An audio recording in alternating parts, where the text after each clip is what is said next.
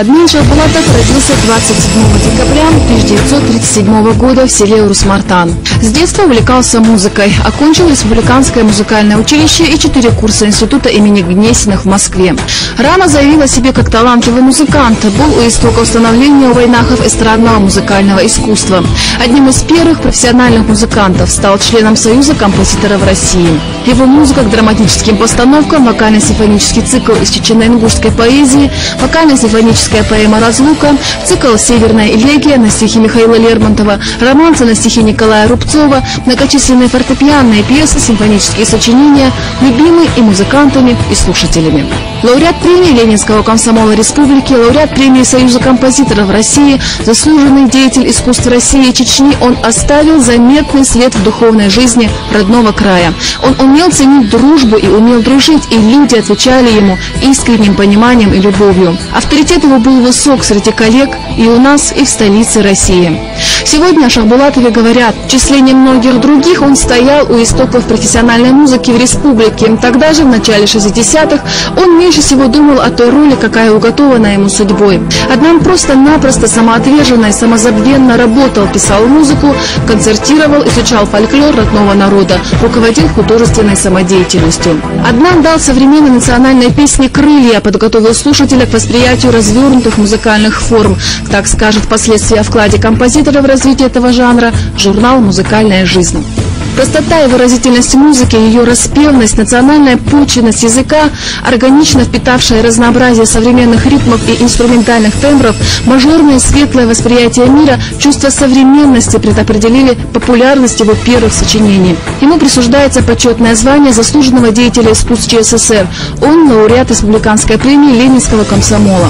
Свое понимание жанра, свой идеал композитор утверждает настойчиво, упорно. И в этом главная причина жизненности песен Аднана Шахбулатова. Музыкальный фольклор горских народов никогда не давлеет над творческим мышлением композитора. Образы, подчеркнутые из родника народной поэзии, Шахбулатов всегда рассматривает с позиции сегодняшнего дня, привносит в них мысли и чувства человека, живущего на пороге 21 века. В его произведениях симфонического жанра ярко выражено лирико-драматическое начало, в них живет высокий накал чувств. Этим и отличается его музыка. Но подлинной удачей Аднана Шахбулатова стал вокально-симфонический цикл из чечено-ингушской народной поэзии. Обратившись к материалу далекого прошлого, композитор создал созвучное нашему времени произведение, гуманистический пафос которого утверждает красоту сегодняшней жизни.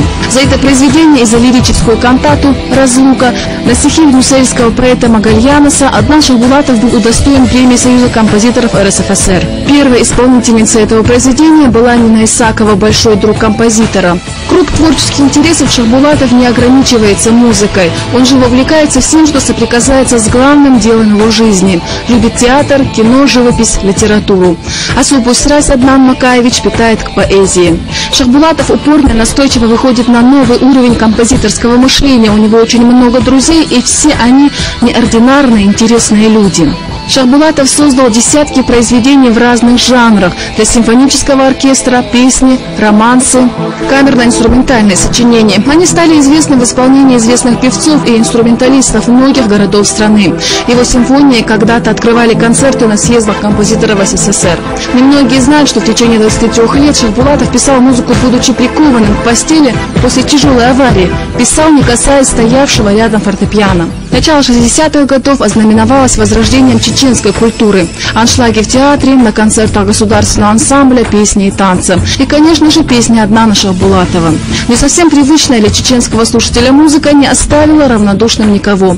Молодежь им восхищалась. Были недовольные в лице консервативного старшего поколения. Но вскоре музыка Шахбулатова покорила и их сердца. Именно песенное творчество принесло композитору всеобщее признание и всенародную любовь. Молодые поэты гордились тем, что выбор композитора пал на их стихи. Его песни исполняли Нина Исакова, Иосиф Кобзон, Людмила Сенчина, Людмила Симонова. И начинающие чеченские исполнители: Маулат Буркаев, Маусер Минсаев, Лейла Мусаева, Имран Усманов, Султан Магомедов, Тамара Дадашева, Сулейман Такаев. Сказать, что музыка Шахбулатова изменила чеченскую эстраду, значит ничего не сказать. Между тем, легкие для восприятия песни Шахбулатова были сложены в исполнении. Непрофессионалу они давались с трудом. По признанию многих музыкантов, лучшим их исполнителем был Маулат Буркаев. Композитор часто сам аккомпанировал певцу. Без преувеличения можно сказать, влияние эстрадной композиции Шахбулатова на музыкальную Чечено-Ингушетию можно сравнить лишь с влиянием ливерпульской четверки на мировую музыку. Известность и популярность Шахбулатова вышли за границы республики, когда ему не было еще и 30 лет. Но, кажется, слава совсем не интересовала его. На это просто не было времени. Он пишет музыку, песни, сонаты, музыку к спектаклю Чечено-Ингушского драматического театра. Работает много, неистово. Съемки, концерты, записи. У него берут интервью, приглашают на радио, телевидение. Аднан Шахбулатов талантлив, молод, счастлив. Тем временем по другую сторону экрана телевизора в тонкие черты молодого композитора всматривается девушка. Аднан Шахбулатов был руководителем оркестра радио и телевидения. Зоя тоже работала на телевидении. Долгое время они находились в стенах одного здания. 31 мая 1971 года их судьбы пересеклись, а 4 июня он сделал ей предложение, и через 3 месяца они поженились. В 1973 году в городе Орджоникидзе проходил ежегодный конкурс «Пластинка дружбы». Аднан Шахбулатов возглавлял жюри конкурса. В тот вечер, 29 октября, он возвращался в гостиницу поздно ночью. Автомобиль, в котором ехал Шахбулатов, попал в аварию. Все пассажиры отделались царапинами. Все, кроме Аднана. Его выбросило из автомобиля. Компрессионный перелом 7, 8, 9 позвонков. Как приговор прозвучали слова врача. В худшем случае смерть, в лучшем неподвижность. Уже в больнице Зоя услышала от мужа слова, которые она до сих пор вспоминает с волнением.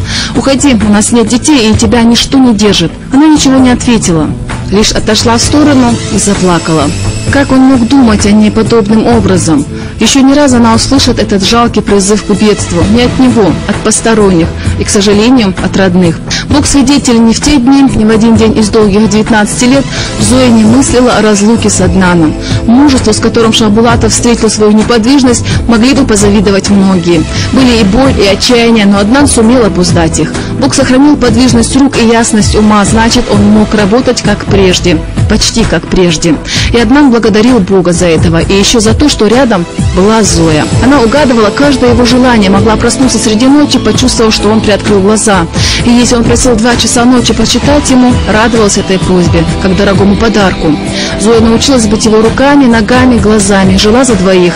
Аднан служил музыке не благодаря, а вопреки всему. Будучи прикованным к кровати, он напишет свои лучшие произведения. Аднан сильно переживал, когда в стране, а затем и в республике начались революционные перемены. Он звонил друзьям, знакомым, узнавал новости. Они приходили в дом Шахбулатова, зная, что неподвижность теперь угнетает Аднана как никогда. Он говорил о том, что чеченцы только пришли в себя после депортации, что грядет катастрофа. В те дни он увидел странный сон. Он расскажет Зое, что видел Грозный в руинах, а на тех руинах расположился базар. 4 июня 1992 года Зоя почувствовала, что с Аднаном происходит что-то неладное. Она позвала родных. Увидев Аднана в обычном расположении духа, родные посмеялись над страхами женщины. Но на следующий день стало ясно, что Зоя не ошиблась. Она передвинула его кровать ближе к окну, в которое была видна часть крыши соседнего дома, верхушка дерева и небо. Аднан последний раз посмотрел на Зою и навсегда покинул этот мир. У Аднана Шахбулатова осталось много учеников, которые продолжают открывать миру удивительную музыкальную культуру Чечни.